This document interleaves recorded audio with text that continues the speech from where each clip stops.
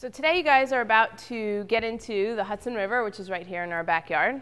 And the Hudson River, as you can see here is our map, is 315 miles long from start to finish.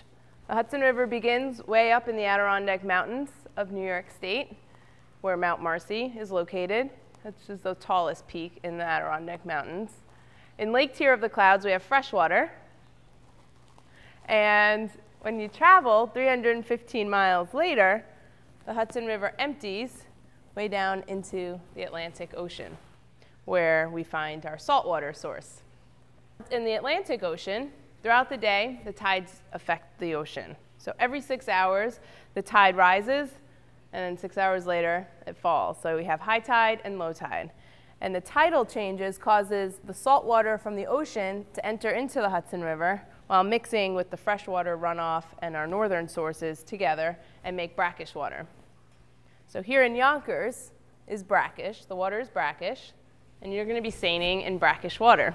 The interns right now are getting ready to bring all our fishing gear down to the river to set up for our program. The cart has the seine net rolled on it. It has the scavenger hunt clipboards for the students. It has the buckets and a few dip nets that we keep handy while we're down on the beach. Once we get down to the beach, the net's going to be unrolled and laid out onto the beach. The buckets are going to get filled with water. The clipboards will be placed out so that the kids can easily grab them. Then we'll head over to the closet where we'll get all of the waders appropriate for the students so that we can show them how to put their waders on properly. So they're coming in with the cart. Cart's ready, and the net's going to come off and head to the beach to get unrolled.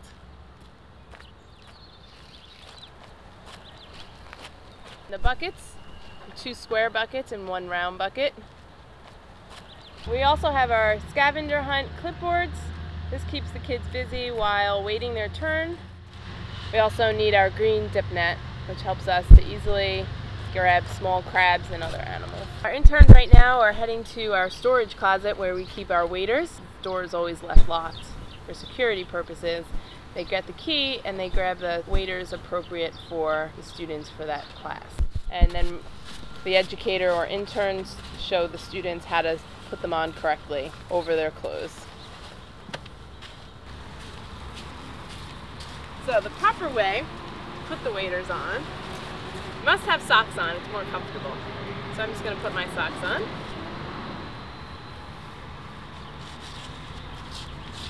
Waders requires you to take your shoes off and keep your socks on. And then the waders have the name Cabela's in the front, or a pocket. It's located in the front. That's how you know the front from the back. Make sure your boots are facing the right direction, facing forward as if you would be putting on your pair of pants. Then you do one leg at a time. Your foot goes all the way into the boot, flat, like that. Put your other leg in. Wiggle it all the way down. Now your feet are flat in the boots, you can stand up. And then slide it on over your clothes. Like that. Up and over. Your straps go over your shoulders. Arms go through. Clipped and ready to go. Alright, so we're going to unroll the net. Walk backwards as the net unrolls.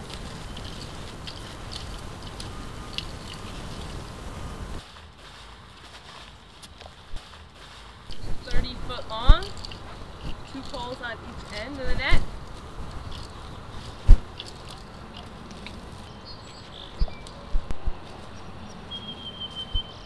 I'll show you that the top of the net, just hold it this way, the top of the net has the floats, and the bottom of the net has these weights. Scrape the bottom as we pull it, so all the animals from the bottom get caught into the net. So we have these 2 buckets. These 2 square buckets we put the fish in, and the round bucket is the bucket the kids use to get their hands wet. So we're just going to fill these up with river water. Actually,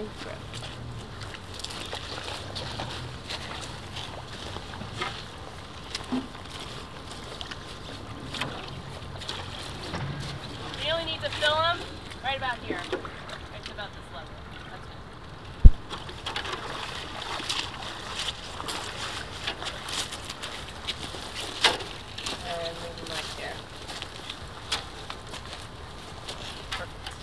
And we just keep this green net handy because this is an easier way to be able to scoop up the fish than to show them. This area over here is our tidal marsh.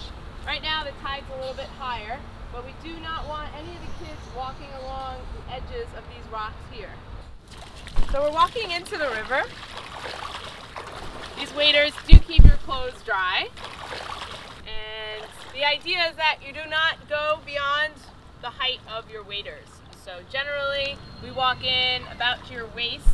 You'll start to feel the water tighten up around your legs because it's squeezing all of the air out of your waders up at the top.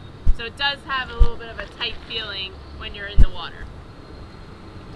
And we recommend that you do not do this. Do not dunk. So as we enter the river, we're going to sidestep in, 2 hands on the pole, standing shoulder to shoulder next to the child.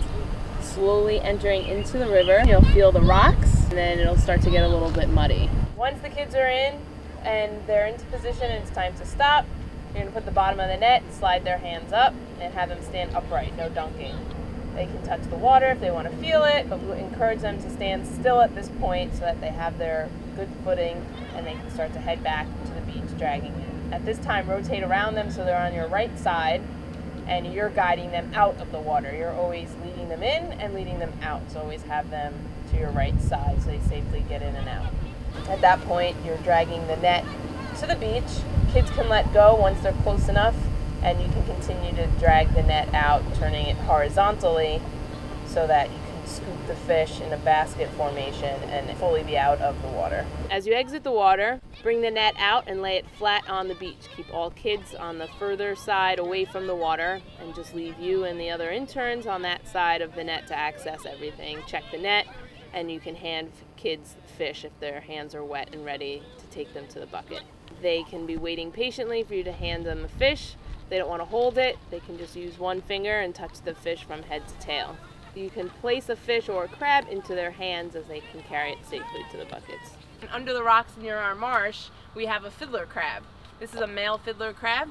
It has the larger front claw here, which is used to wave on the female for mating.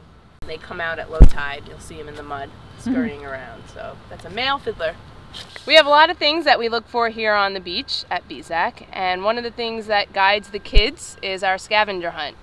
So there's several items on this sheet that they'll be looking for: driftwood, shells, the palisades, water chestnuts, bricks, sea glass, the George Washington Bridge, bones, the high tide lines, crab parts, boats, pieces of garbage, feathers, rocks, and geese.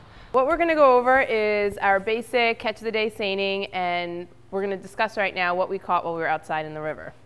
So each time we have a group outside, they're going to keep track of our findings using this catch of the day tally sheet, as you see here. So some of the animals that we might be catching, I have up here on this table here. And one of our first animals here that we catch is a white perch. So this animal here doesn't get much, it gets a little bit bigger than what we have. Maybe I'll actually hold it up for you. This here is our white perch, right here, our white perch. So our first catch, we'll add white perch to the board, and our tally is 5. So 5 white perch. Our next catch is a mummy chug. Mummy chug. And a mummy chug is pretty common in the Hudson River. They live in the brackish water, and they don't get much bigger than the size that they're at right now. We usually catch them in more than one. We'll catch several of them in the net. And they're very closely related to our banded killifish here. Our banded killifish, brackish water. Usually the mummy chugs and the banded killifish we find in our tidal marsh outside, and very often common in our seine net. Here we'll add banded killie, and we caught 3. In our mummy chug we caught 4. Another common fish is the striped bass. Striped bass is related to the white perch that we have, that I showed you first. Striped bass has about 7 to 8 stripes that run from head to tail. They get to be about 3-4 feet long, and we commonly catch them at around this size and a little bit bigger.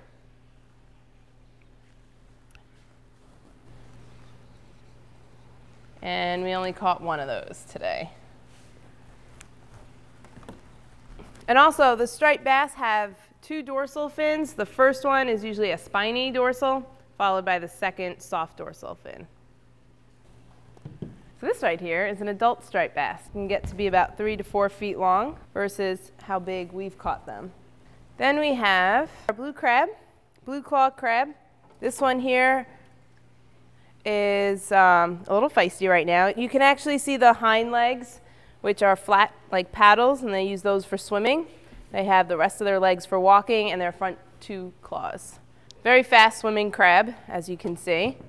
And the front claws have red tips for catching their food. Let me see if I can just scoop them. This one actually is a female. It has a triangle. There's a little shape that indicates it's a female. It comes to a point like a rocket ship if it's a male. So this one's a female.